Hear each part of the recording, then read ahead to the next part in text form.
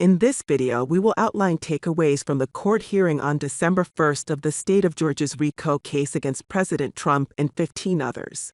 We want to know why the state of Georgia is going after the 45th President of the United States and other officials, as well as American citizens who support the president, accusing them of trying to undo or overthrow Georgia's 2020 presidential election. We will hear motions, arguments, and rebuttals from the defense. We will also hear the state of Georgia's interpretations of the laws used to support its case before Superior Court Judge Scott McAfee. But before we get started, please like and share the video, follow and subscribe to King Channel TV, click that notification bell. We will continue. The Trump campaign contested the vote counts in Pennsylvania, Michigan, Arizona, Nevada, and Georgia. Yet, only Georgia dismissed the case without hearing it, then turned and filed criminal charges against the campaign and the candidate. Why did Georgia do this? Our understanding. Electors are selected in each state by the political parties. This creates two slates of electors from which the voters choose a winner when their ballots are cast. On November 20, the governor of Georgia certified the results from the Democrat electors. A lawsuit contesting this certification was filed on December 4 in Fulton County Superior Court. The Electoral Count Act was established for such a purpose, handling election disputes. Federal law states that any state receiving a dispute or controversy as to the appointment of electors shall provide a final determination in a judicial proceeding 6 days before the fixed meeting of the electors. The dispute should have been resolved by December 8. Which was considered a safe harbor day for the state of Georgia, as the electors were to meet on December 14. But this was not done. On December 14, the Republican electors met and cast their ballots, or papers purporting to be ballots, pending the election outcome by Congress on January 6. On April 14, 2023, the state of Georgia filed criminal RICO charges against the candidate and the electors. King Channel TV has dissected this 6-hour hearing to try and get a better understanding of what this means and why the state of Georgia made such an unprecedented move that would bring harm and losses to so many people. We will listen to Georgia Deputy District Attorney Will Wooten as he explains a reason. What we've charged these defendants with doing is sending in documents that say that they are the duly elected and qualified electors from the state of Georgia, which they were not. That's the operative language that is behind all of these charges. They are representing themselves as the actual electors, certified by the governor, duly elected and qualified, and they were never that. They were never that. So, they are charged with impersonating electors and doing so with fraudulent intent.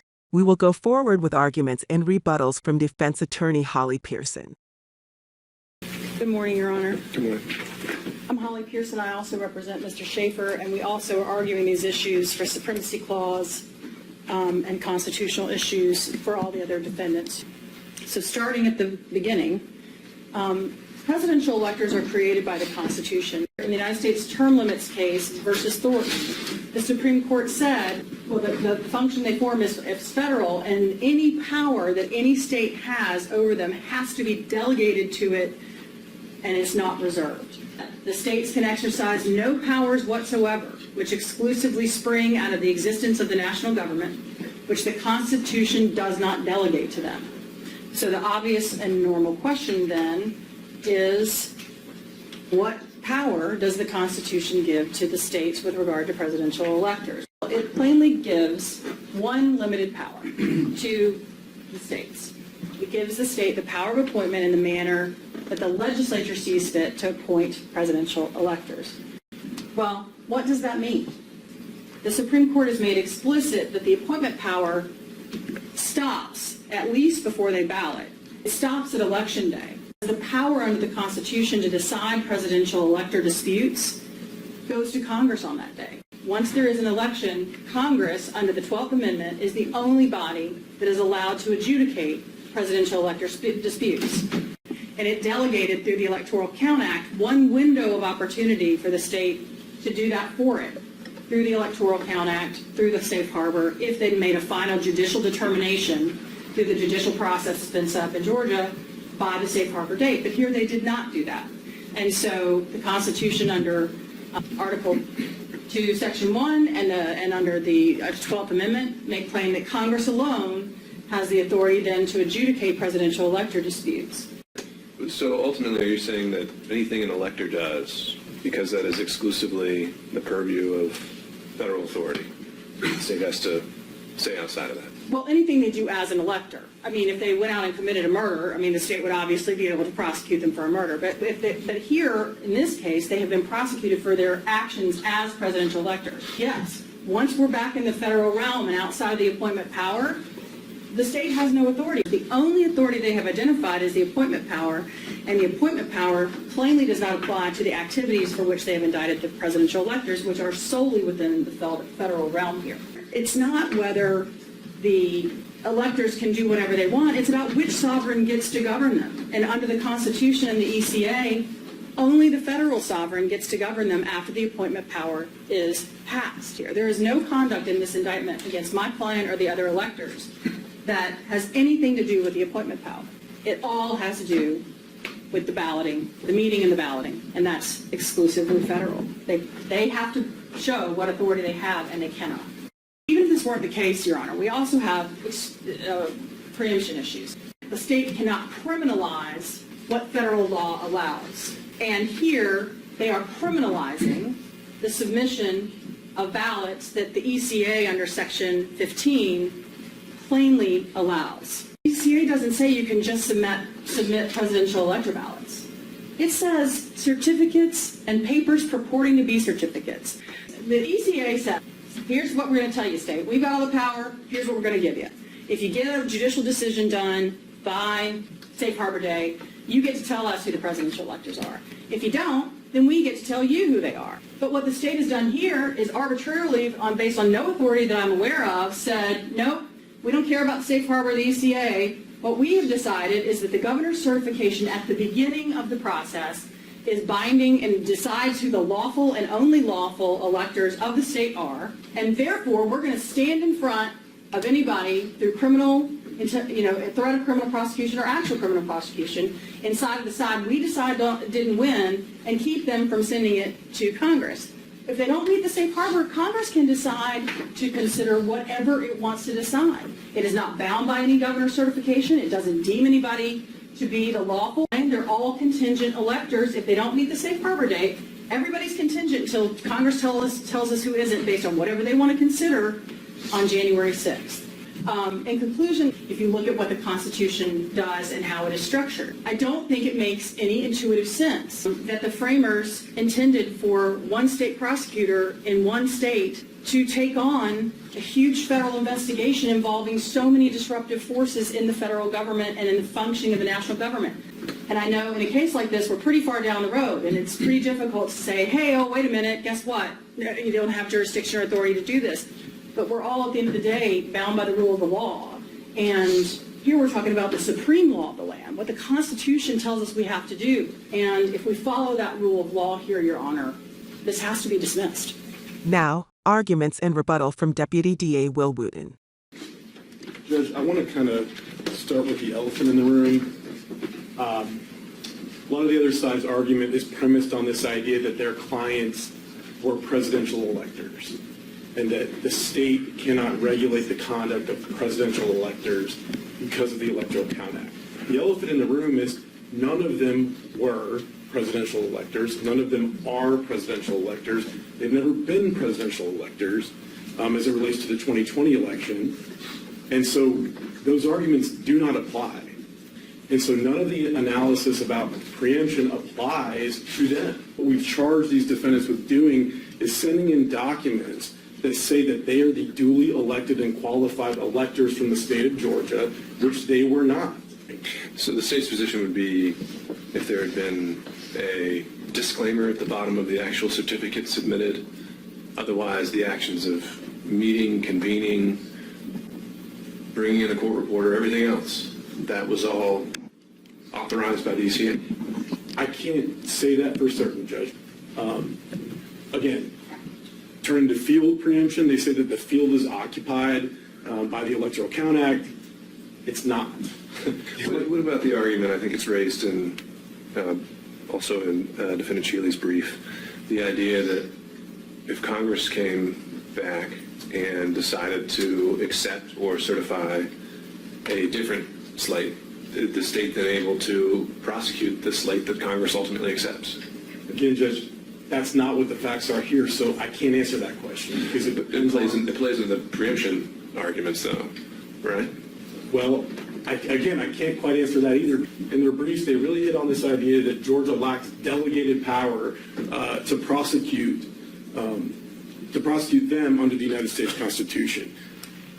That is completely at odds with the 10th Amendment. The Constitution, Article 2, Section 1.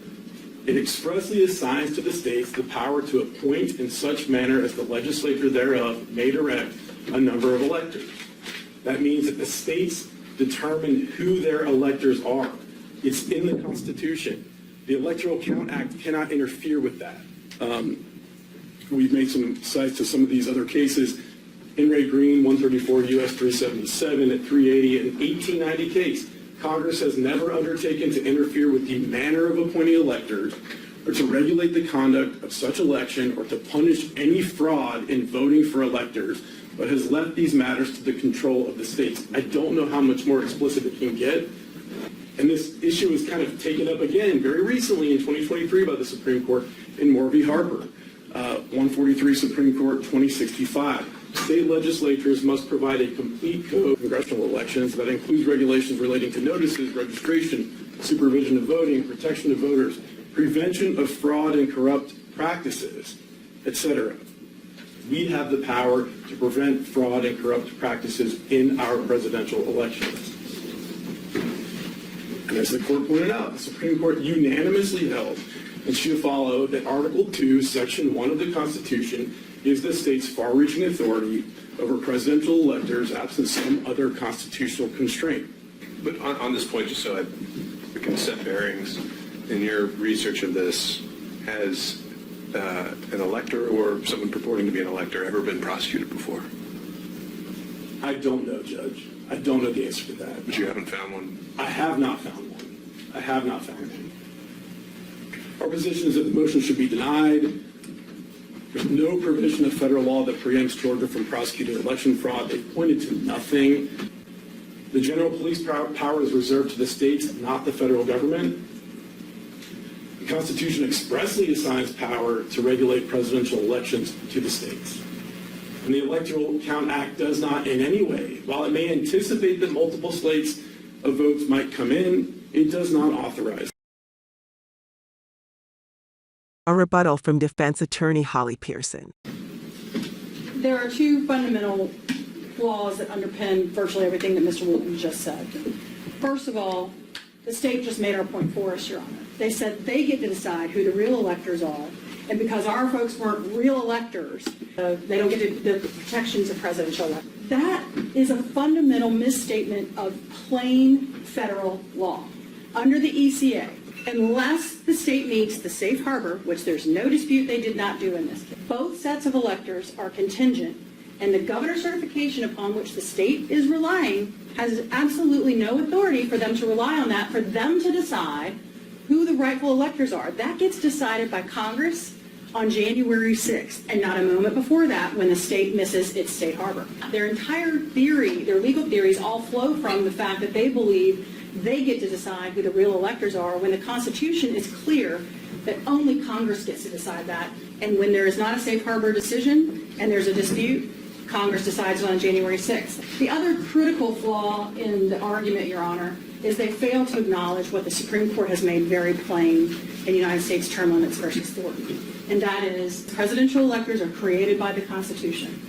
And therefore, there is no 10th Amendment reserve power. There is no traditional police power that applies to them. They must articulate a specific constitutional delegation that authorizes them to act with presidential electors. They have not, and they cannot. The law does not support their description of what the appointment power is. We've gone through that. I'm not going to go through it again. We will certainly submit anything the court wants and our PowerPoint presentations.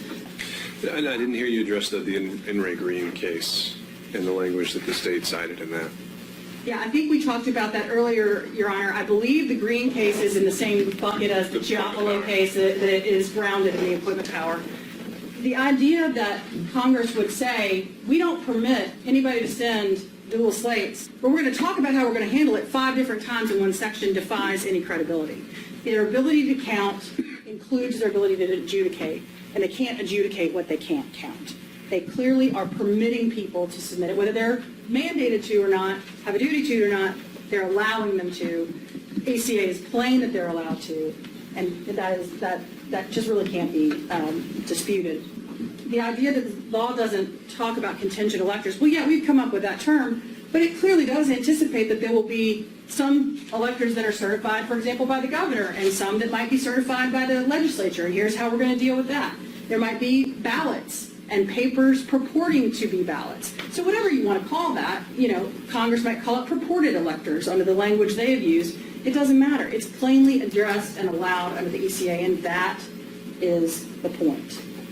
It's very frustrating to have gone through at length multiple cites to precedent, multiple cites to statutes, multiple cites to all of that, and then have the state say, we cited no authority for this and no authority. If by no authority you mean the Constitution itself, Supreme Court precedent, and federal statutory sections ad nauseum, then yes, we cited nothing. But if that is not what you mean, then we have cited all kinds of authority that countermands the authority they have cited, and they have not addressed the authority that we have cited.